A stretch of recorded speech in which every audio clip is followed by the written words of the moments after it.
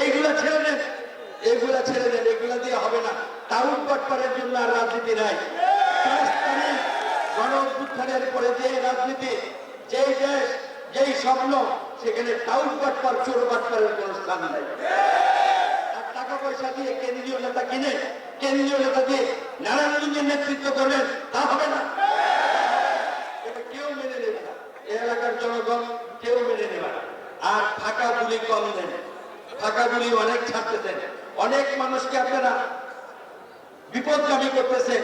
মূল ধারা থেকে নিয়ে ছোট ছোট মিটিং করেন, মিছিল করেন, ফেসবুকে দেন। এই ফেসবুকের রাজনীতিতে আপনারা থাকবেন, এর বাইরে আসতে পারবেন না। কেউ 3টা ওয়ার্ড নিয়ে বিএনপি করেন, কেউ একটা ইউনিয়নের কয়েকটা গ্রাম নিয়ে বিএনপি করেন, আবার বড় বড় নেতা। এগুলো ছেড়ে দেন না, এগুলো তো সবাই বোঝে, আমরা বুঝি। আর আমি তো ছাত্র জীবন থেকে রাজনীতি করি, আমার সাথে তো আপনার পাট্টারি করে কোনো পার পাবেন না। আর আমাকে হুমকি ধমকি দিয়ে আপনাকে আরেকবার ডাকবো আমি, এই চিন্তা করবেন না।